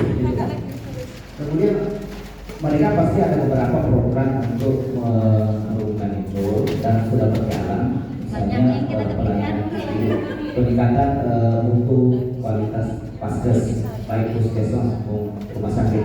Dan sekarang saya itu semua puskesmas sudah terakreditasi, rumah sakit juga sudah. Mungkin yang paling penting akreditasinya sepertinya ada rumah sakit di Nadia. Dan lainnya sudah paling benar ya. Dan ada yang utama, yang paling mudah baru perkara. Artinya dari segi kualitas mutu pelayanan itu sudah mereka tingkatkan. Kemudian dari SDM juga kita tahu bahwa tahun 2022 banyak afirmasi penerimaan ASN dari guru dan kesehatan. Saya sekali misalkan kalah dengan guru, harusnya lebih dari guru.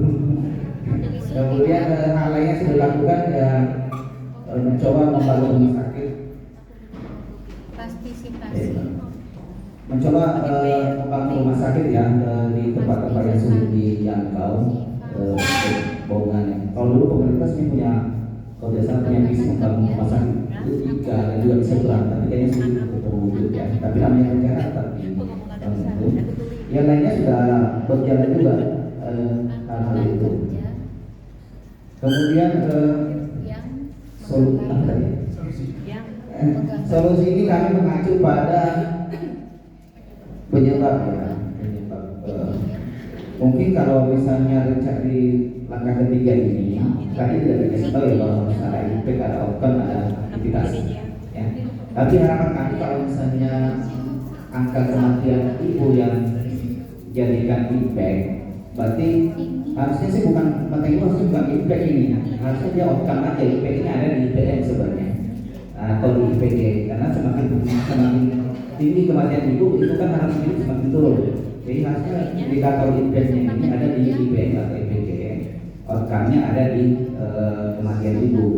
Outputnya ya jumlah layanan, jumlah apa aktivitas. Nah aktivitasnya ini ada di sini. Outputnya bisa misalnya jumlah rumah sakit yang dibangun bisa di output, kemudian meningkatkan akses jalan bisa jadi output juga, menambah kegiatan juga ke laki-laki. Nah ini menarik bahwa memang kegiatan-kegiatan yang terkait dengan kesehatan ibu itu kurang menarik buat laki-laki. Di sebelah laki usia 2 aja susah. Saya melihat bahwa tidak banyak laki-laki datang ke usia 2, tapi ada kampung yang laki-laki datang ke usia 2 bawa istrinya. Bahkan ada beberapa yang kelas ibu hamil. Kalau selama ini dikelola oleh dari pemerintah, ada swasta yang mengelola kelas ibu hamil di mana laki-laki yang ikut terlibat dalam aktivitas itu mendapatkan informasi tentang kesehatan ibu hamil. Di kota itu banyak Pak, banyak ada laki-laki yang terlibat dalam kelas ibu hamil. Mungkin itu dari saya. Baik, tepuk tangan untuk yang pertama. Baik, dan poinnya ini bos sekalian, memang saat tadi untuk angka kematian ibu, angka kematian anak itu ada di Indonesia ya. Jadi silakan disesuaikan. Yang jelas menunjukkan ada tren yang dibuat ini ada kita punya tren yang membahayakan, kira-kira gitu ya. Nah kalau kita membahayakan kita perlu ini menjadi perhatian. Nah justifikasi tadi udah mulai menggunakan kita pakai APKN-nya, jadi sudah bagus, tapi solusinya bukan tidak tepat benar, tapi udah paling tidak dekat. Yang paling menarik di sini dari membuktikan data dulu, ya data dulu, ya kita bantu ini udah.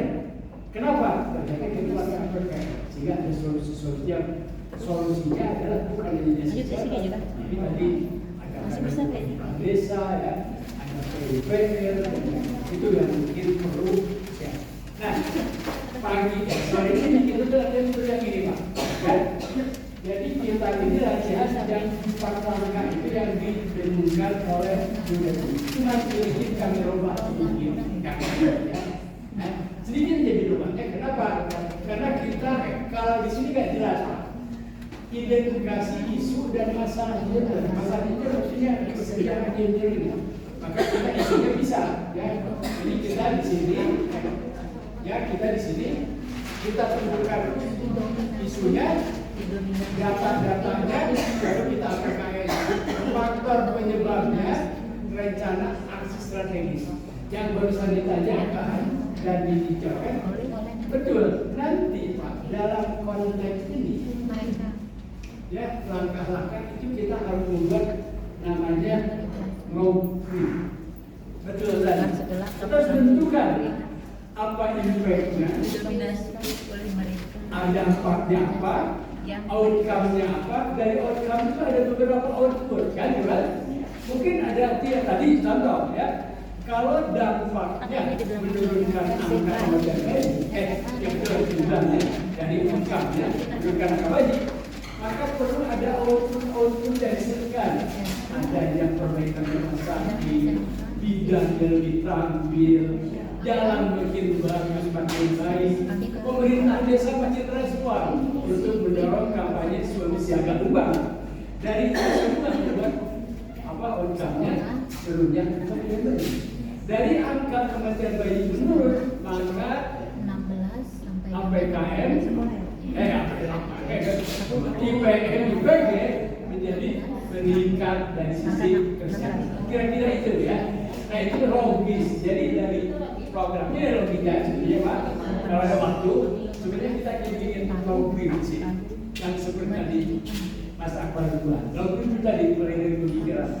Oh kalau begitu, jadi buat jalan yang ke perempatan provinsi, buat kelas itu hanya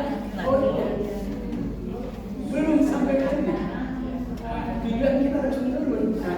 Jadi berarti kalau umpama kita ingin kematian bayi, ya tapi jalan yang bangun. Ya, jadi kan pelatihan untuk tiba-tiba kesehatan kurang atau tiba-tiba tetap jadi kan, maka lebih jelas yang disebut low print. Nah, karena inilah makanya karena ada low printnya, maka itu masuklah ke RPJMD, masuknya tentunya di kesehatan atau bayi, nanti menjelmalah di indikator program di tiap OPD. Ya. Oke, baik, tepuk tangan untuk ngomong ini. Satu ngomongin lagi. Mana sepakat sama jangan?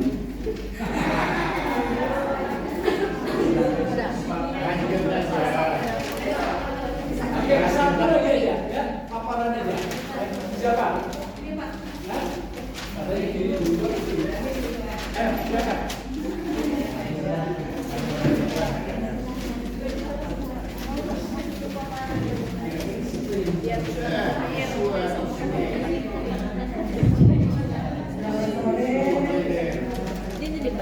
Semangat ya.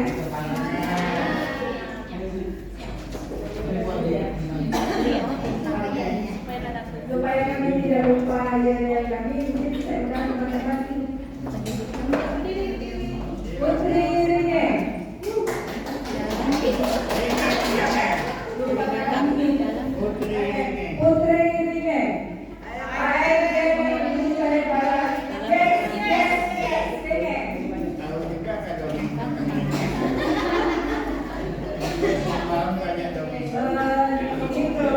Kami dari Kelompok Tepat membahas tentang isu gender dari infrastruktur dan lingkungan hidup. Di sini kami hanya ambil satu poin saja, satu permasalahan lingkungan itu kami ambil dari infrastrukturnya. Isu yang kami angkat yaitu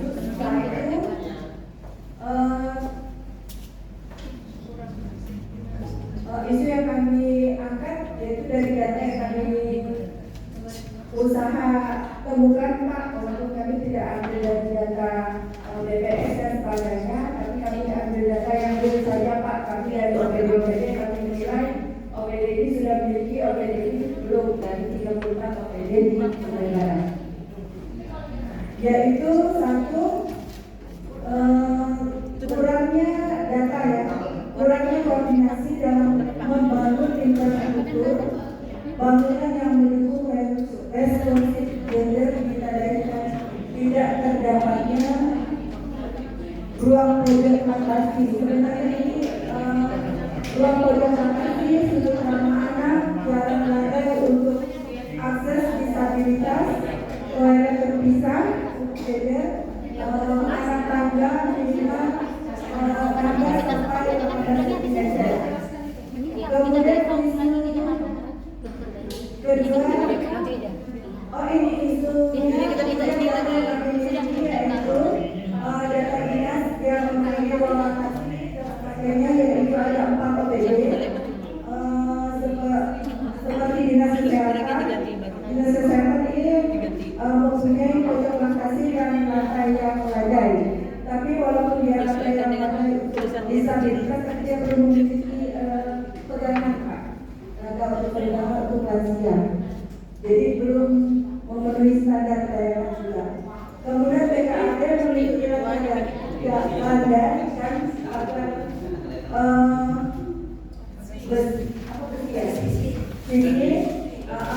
tapi dia tidak memiliki pojok plantasi dan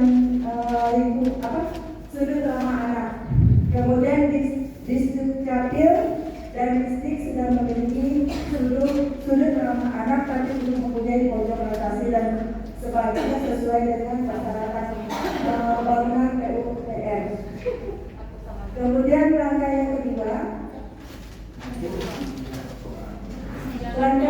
yaitu kesenjangan. Dari sisi akses yaitu kurang adanya koordinasi dalam perencanaan pembangunan infrastruktur antara penyedia dan pengguna waktu pembangunan awal bangunan. Kemudian partisipasi, sudah ada partisipasi, sudah ada pedoman dalam pembangunan gedung rekonstruksi yang aman dan nyaman, yaitu sesuai PUPR peraturan PUPR undang-undang ya. Terus kontrol belum adanya pengawasan kemungkinan Pak, kami belum mendata yang ini karena dari sisi kami belum adanya pengawasan konstruksi bangunan yang sesuai dengan Permen PUPR. Kemudian manfaat gedung kantor sebagian belum responsif gender. Kemudian untuk langkah yang ketiga, faktor penyebab kurang kesadaran terhadap manfaat adanya ruang latasi, sudut ramah anak, jalan landai untuk akses disabilitas, toilet terpisah, anak tangga, minimal maksimal 18 sampai 18 cm. Kemudian yang kedua, tidak memasukkan pembangunan ruang latasi, sudut ramah anak, jalan landai untuk akses disabilitas, toilet terpisah, anak tangga, 16 sampai 18 cm dalam rencana awal pembangunan gedung konstruksi. Yang keempat, solusinya melakukan koordinasi, konsultasi untuk setiap OPD agar dapat mendiskusikan anggaran pembangunan yang kami harapkan tadi yaitu pojok latasi, lantai-lantai, ruang ramah anak, yang sesuai dengan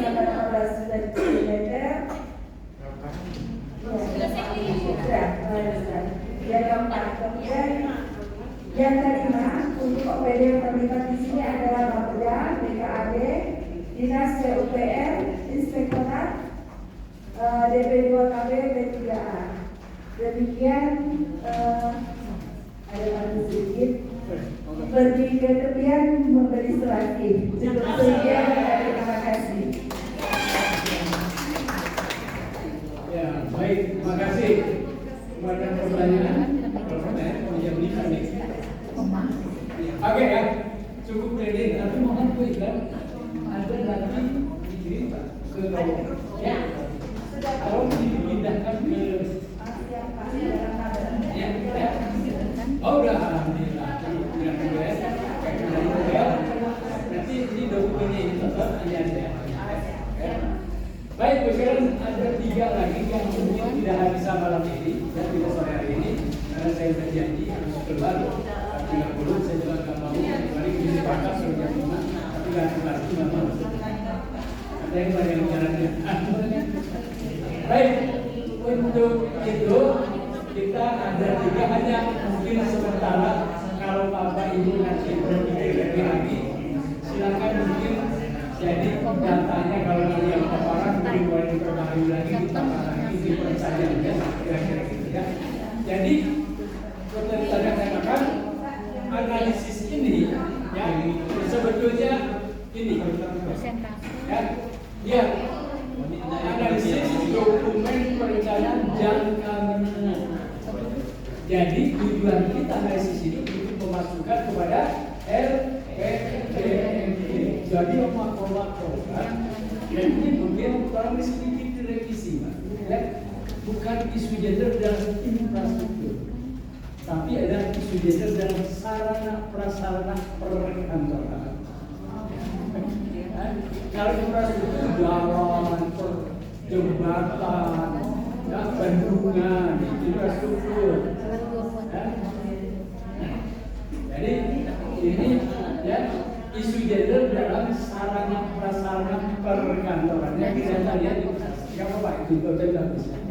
Ya. Oke, baik sekalian tidak ada dulu pertanyaan kalau saya buka nanti panjang lagi. Ya, Karena besok aja. Kayak ini kan nggak pernah besok aja. Ya, Kita lagi kita cek klarifikasi. oke, oh ini realisasi. Ya besok aja. Oh besok kan. Saya kira mau hari ini di luar tangan juga gitu. Kalau sampai besok pertanyaan Pak Dari pasti. Oke, jadi sekarang kita beristirahat dulu. Kita besok lagi ketemu jam. Besok kita ketemu lagi jam 8 ya Bapak Ibu. Jadi hari ini kita sudah selesai. Terima kasih Pak Yusuf sudah memberikan materi ceramah yang ceramahnya dari gender dan pemahaman gender, pemahaman gender dan akan gender dan data. Baik, Bapak Ibu kita tepuk tangan dulu untuk Pak Ibu ya sudah memberikan materi hari ini ya.